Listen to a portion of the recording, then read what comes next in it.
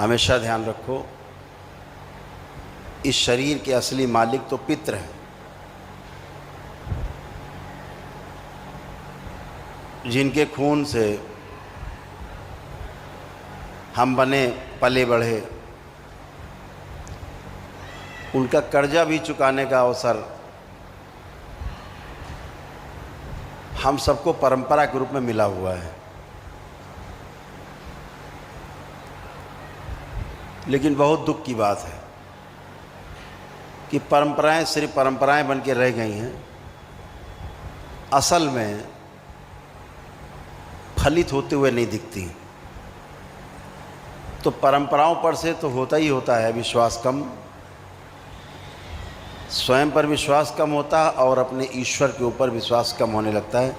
फिर हम अगल बगल के मजहब पंथ उनकी तरफ देखते हैं कि शायद यहाँ से कुछ मिल जाए, फिर भटकने का क्रम यहीं से शुरू होता है।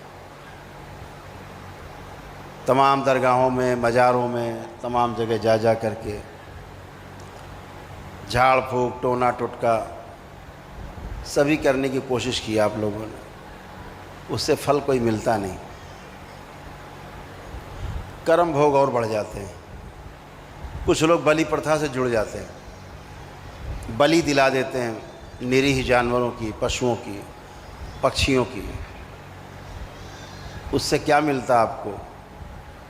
आपको उससे मिलता है पाप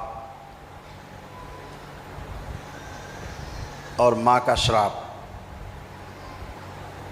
जिस माँ के नाम पर आप हत्याएं करते हो, आपने की, आप दरबार नहीं आए होते तो जिन लोगों ने बलियां दिलाई और दी हैं उनको नरक में भी, इन नरकों में स्थान नहीं मिलता जहाँ साधारण पुरुष जाते हैं।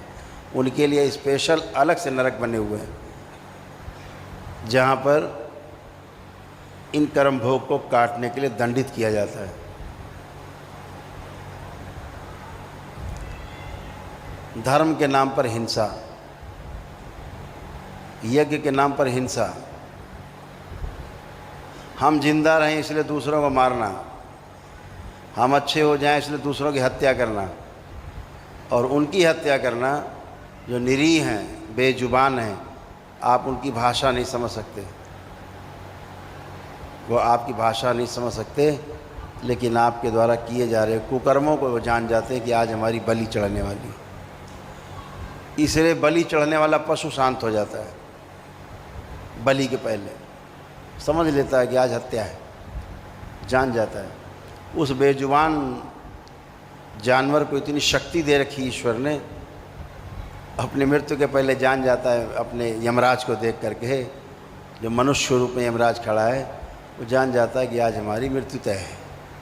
विरोध नहीं करता है, उसे पता है आज तुम हमें काट रहे हो, कल हम तुम्हारी जगह होंगे, कल हम तुमको काटेंगे, तुम हमारी जगह होगे। इसलिए स्वीकार कर लेता है न्याय को, और आप उसे काटते हो और अगले जन्म में स्वयं कटने के लिए अपने को तैयार कर लेते हो। इससे बचने का कोई उपाय नहीं, ध्यान रखो, कोई उपाय नहीं। तो इस प्रकार की चीज़ों से आप लोग बच के आए हैं, दूसरों को भी इसकी प्रेरणा दीजिए कि बचें, इधर नहीं जाएं, इधर नहीं देखें, बहुत गंदा है। आज पूर्णिमा के दिन जब आज दीक्षा लेने जा रहे हैं बाबा से, तो ये चर्चा होना आवश्यक है, क्योंकि तंत्र में इस तरह के ढकोसले बहुत हुए हैं, आज भी हो रहे हैं। जंगलों में नहीं, मंदिरों में भी हो रहे हैं। और पंडे पुजारी कमाई खा रहे हैं, बकरों को कटवा के, भैंसे कटवा के पंडे पुजारी मोटे हो रहे हैं, और घर परिवार उनके पूरे सड़ रहे हैं, सड़ रहे हैं। देखा है हमने नज़दीक से, क्योंकि हमने उनकी चिकित्सा की है। हम देखते हैं कि सड़ रहे हैं पूरा परिवार। कोई अंधा हो रहा है, तो कोई लकवा मारा हुआ है, तो किसी को ब्रेन स्ट्रोक लगा हुआ है, तो किसी के पैर कट गए हैं, किसी को कैंसर है, किसी को एड्स है, घर में जूते चल रहे हैं आपस में, तो कोई शांति नहीं। और दूसरों को शांति पहुंचाने का दावा कर रहे हैं, आओ बकरा कटवा लो, सब ठीक हो जाएगा। अपने घर में जो जूते चल रहे हैं, घर में जो पेशी आ रही पत्नी को, बेटियों को, लड़का जूते चला रहा है सिर पे पंडा जी के, वो नहीं ठीक कर सकते। उसके लिए करौली सरकार आते हैं, छुप के आते हैं। वीडियो हैं सबके, डाले नहीं हमने कि माँ के दरबार का अपमान होगा, कि वहाँ के पंडे पुजारियों के जब ये हाल है, इसका मतलब माँ का कोई अस्तित्व नहीं है। माँ का अपमान होगा अगर उनके वीडियो डाल दें। कैसे पेशियाँ ले रहे हैं बैठ के हमारे सामने, बड़ी पेशी ले रहे हैं। पता लगा पत्नी पेशी ले रही, खुद ही पेशी ले रहे हैं, लड़के ही पेशी ले रहे हैं, बेटियां पेशी ले रही। बेटियां ऐसी हो गई कि हिंदू धर्म को मानने को तैयार नहीं, मुस्लिम के साथ शादी करनी उनको। ये हमने पंडों का देखा है, और ठीक किया है उनको दरबार ने। ये हाल उन पंडों का जो आप जाते हो वहाँ तो कहते हैं सब ठीक हो जाएगा, बकरा कटवा लो।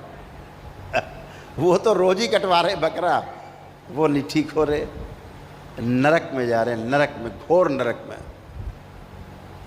और दूसरों को भी नरक में ढकेल रहे हैं।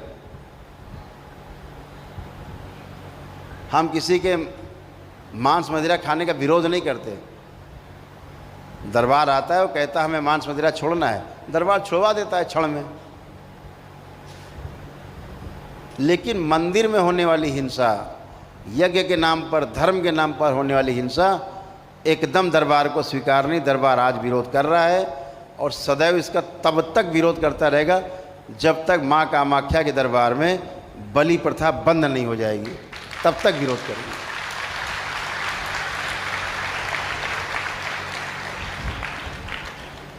और हमने संकल्प लिया है, दरबार ने संकल्प लिया है कि मंदिर के परिसर में माँ के तब तक प्रवेश नहीं करेंगे जब तक बलि प्रथा वहाँ बंद नहीं हो जाएगी। कामाख्या जाएंगे, मयांग जाएंगे, सब जगह जाएंगे, लेकिन मंदिर परिसर में प्रवेश नहीं करेंगे।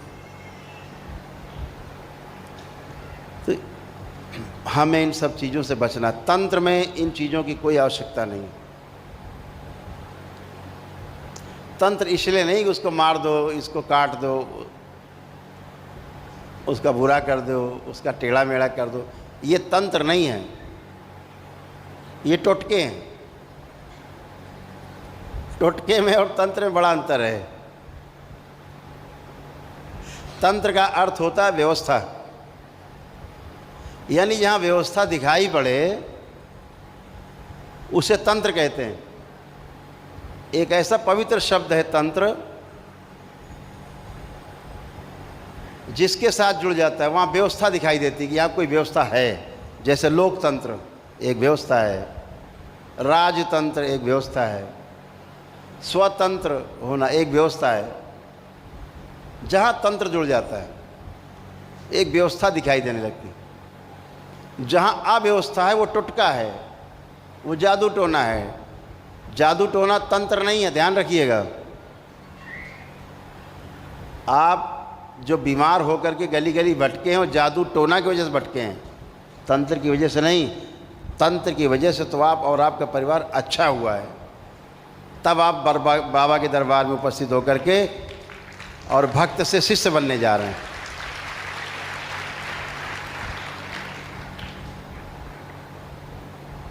टोना टोटका से तो आप निकल आए बाहर। अब टोना टोटका आपका कुछ नहीं कर सकता। अब आप तंत्र के आगोश में हैं, तंत्र के आलिंगन में हैं, आप एक व्यवस्था में हैं, आप व्यवस्था में जीने जा रहे हैं, उसको तंत्र कहते हैं। मुक्ति का मार्ग अगर सबसे सरल है तो तंत्र के द्वारा है। क्षण में आदमी, क्षण में, एक क्षण में आदमी मुक्ति पा सकता है 84 लाख योनियों से, वो तंत्र है। गुरु कृपा हो जाए,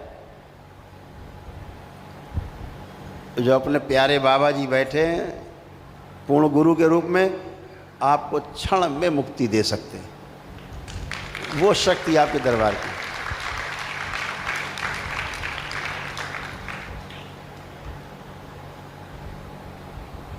तो तंत्र को समझना है। अब आपको समझ करके संतुष्टि मिलती है, संतोष आता है।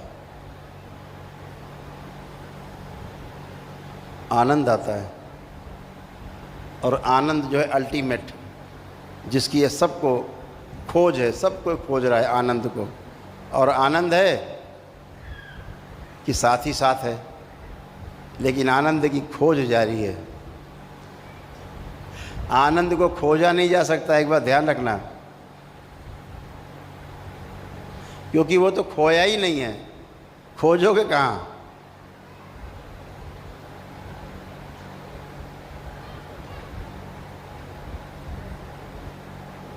आनंद तो है ही, लेकिन आनंद कहाँ है? आनंद सदैव वर्तमान में है, नित्य वर्तमान में है। भूत और भविष्य में आनंद नहीं है, चिंता है।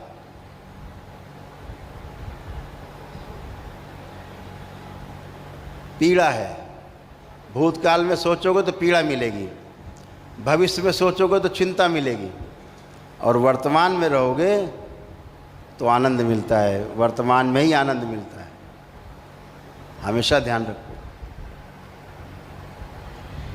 तो वर्तमान में रहना हम भूल गए, अपनी ओर देखना भूल गए। सारा जीना बाहर की ओर है, वो क्या कर रहा है, वो क्या कर रहा है, उसने क्या किया, इसने गलत किया, उसने सही किया। अपनी तरफ ध्यान नहीं जाता, क्योंकि भूत और भविष्य में जीते हैं। अगर वर्तमान में रहें तो पूरा ध्यान पहली बार अपनी तरफ आता है जब आप वर्तमान में जीते हो। हमेशा ध्यान रखो, वर्तमान में जीना बहुत सौभाग्यशाली लोगों को उपलब्ध होता है। नहीं तो बाकी तो जिंदा हैं सब, जीना तो भूल गए। केवल जिंदा, खाया पिया सोए, सुबह फ्रेश हुए, फिर नहाए धोए, खाया पिया, दिन भर टहले, फिर सो गए। पूरा जीवन जानवरों की तरह काट के हरिहर। ये जिंदा रहने का उपाय है। माता पिता जैसे जिंदा रहें, हम लोगों को जिंदा रहना सिखाते हैं। अच्छी नौकरी हो जाए, अच्छा व्यापार हो जाए, धन आ जाए, बहू आ जाए, गाड़ी हो जाए, बंगला हो जाए, बैंक बैलेंस हो जाए, सोना चांदी आभूषण हो जाए, सारी नश्वर चीज़ें जो हमेशा बटोरते रहे पिछले जन्मों में, वो आज भी कर रहे हैं और चूक गए। जब आखिरी समय आता है तब आदमी रोता है, हम चूक गए।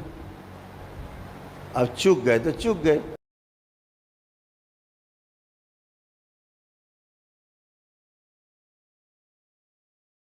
फिर एक जन्म गया, फिर 2-4-500 साल, 1000-2-4000 साल, 10-20-50,000 साल, लाख 2 लाख साल भी हो सकते हैं कि दोबारा जन्म मिले। कब मिलेगा पता नहीं।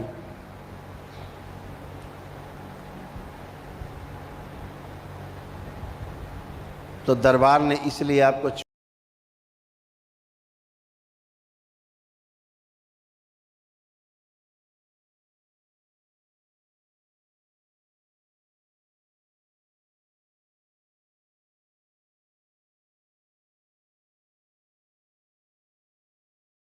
चुना है, और आपने भी दरबार को इसलिए चुना है कि इस बार आप चूकेंगे नहीं, पार होके ही मानेंगे, चाहे जैसे हो।